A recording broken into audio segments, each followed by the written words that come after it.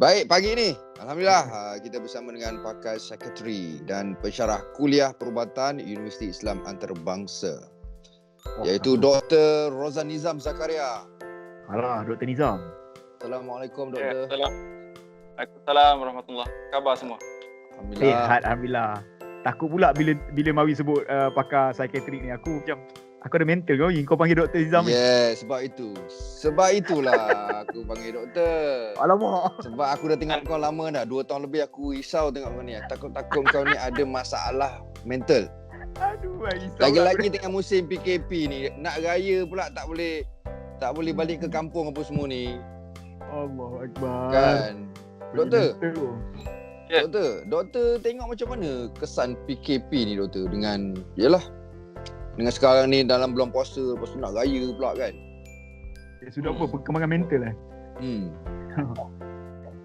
Okay, so terima kasih Anas Mawi. So basically topik stres PKP ni hampir semua orang bercakap tentangnya. Cuma orang cakap dalam yang berbeza lah. Orang yang bisnes cakap pasal bisnes, orang yang cakap pasal stres di rumah dia dengan anak-anak dan sebagainya.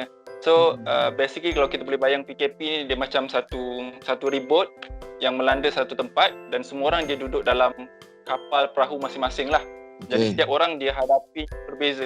So kalau orang kampung saya dia kata same storm different boat. So maknanya kita duduk dalam situasi yang berbeza. Contohnya kalau orang tu dia anak seorang dengan anak ramai tak sama. Orang yang gaji tetap dengan gaji hari tak sama. Orang yang sihat dengan orang yang sakit tak sama. So everyone Pacific menerimanya dalam keadaan yang berbeza lah. So kalau kita tengok mana-mana tempat pun semua orang dah start mengkaji kesannya dan start kata certain percentage of people memang akan affected. Sebenarnya kalau saya tengok kebanyakan yang affected ni dia terjejas secara nombor satu direct terkesan dari segi ekonomi lah. Tu antara golongan yang paling kritikal lah.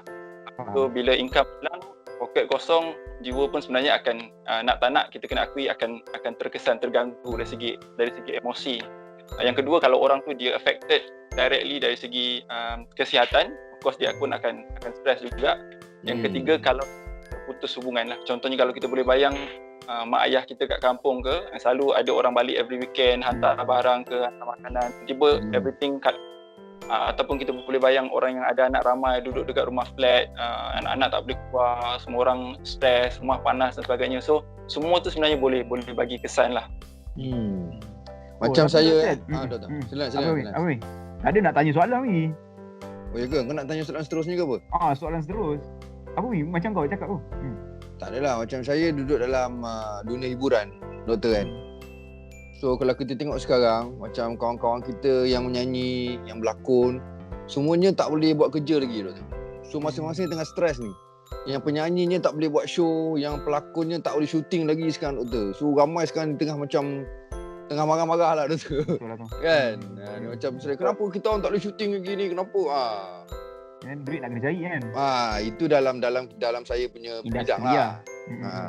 Itulah bila dah Mawi cakap macam tu, nak juga tanya doktor. Soalan ni berkaitan juga sebenarnya. Bila dah jadi keadaan macam ni, macam mana doktor kita nak uruskan kita punya ni kesihatan mental ni? Lepas ni doktor jawab.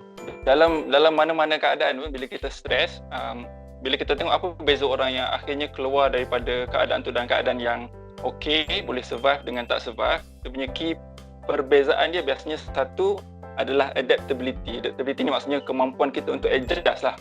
Maksudnya kadang-kadang kita kena ada certain thing dalam kehidupan ni kita kena ubah. Kalau kita maintain dengan rutin yang sama, cabaran yang berbeza, kita takkan boleh cope. Contohnya kalau sebelum ni macam tadi Mawi cerita tentang artis, itu satu bentuk pekerjaan. Ada juga pekerjaan-pekerjaan lain yang terjejas. Kalau dia tunggu masa untuk pekerjaan baru atau rezeki baru datang, dia mungkin tak datang. So dia kena change untuk cari perspektif baru, cari sumber baru, cari peluang baru. So kadang-kadang itu antara permulaan untuk kita adapt lah. Cuma bila sebut tentang macam mana nak cope dengan stres ni, saya boleh simpulkan dengan 5R lah. So 5R kalau kita buat, insyaAllah dalam hidup kita ni kita boleh cope dengan bare minimum stress kita lah. R yang pertama, regular routine. Regular routine ni maksudnya walaupun hidup kita sekarang ni dah tak rutin macam biasa, tapi kita punya daily kehidupan tu kena structured. Maksudnya dari segi tidur kita, makan kita, exercise kita, benda tu kena jaga. Sebab bila hak badan kita ni tak terjaga, dia akan affect kita punya emosi. Contohnya malam dah tahu tak kerja, kita bantai tengok movie sampai pukul 2-3 pagi, lepas tidur tengah hari, memang dia akan jam lah, kita punya brain tu akan jam. So regular routine kena jaga. Macam kita orang Islam ni, alhamdulillah kita ada structure kita kan. Yang kedua, relax.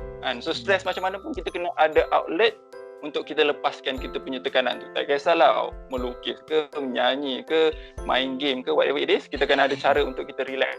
Yang ketiga, reconnect socially. Maknanya cari support. Member-member, kawan, family, mak ayah, every now and then kena contact, kena berhubung untuk kita dapatkan sokongan sosial. Yang keempat, reframe kita punya mind. Reframe kita punya mind maksudnya ubah cara kita melihat sesuatu. Contohnya saya ada pesakit dekat ward bila dia duduk sampai kena sebulan, sampai 40 hari duduk dalam ward. So kalau dia nampak benda tu sebagai masalah, memang dia akan tertekan. Tapi ada setengah tu dia melihat benda ni sebagai ujian Allah. Ada setengah tu dia lihat sebagai ni peluang dia untuk relax. So bila kita reframe mind kita, insya-Allah emosi kita lebih positif. Yang akhir sekali, of course, respite spiritually. Di bulan-bulan puasa, bulan Ramadan ni peluang terbaik untuk kita reflect diri kita, cari sokongan spiritual, kerohanian. That's also one way untuk kita cope dengan stres kita. Baik. Akhir ni Mawi kena pergi kat spiritual kan Mawi kan? Apa-apa akhir kena pergi agak agama kan? Jiwa lah. Jiwa.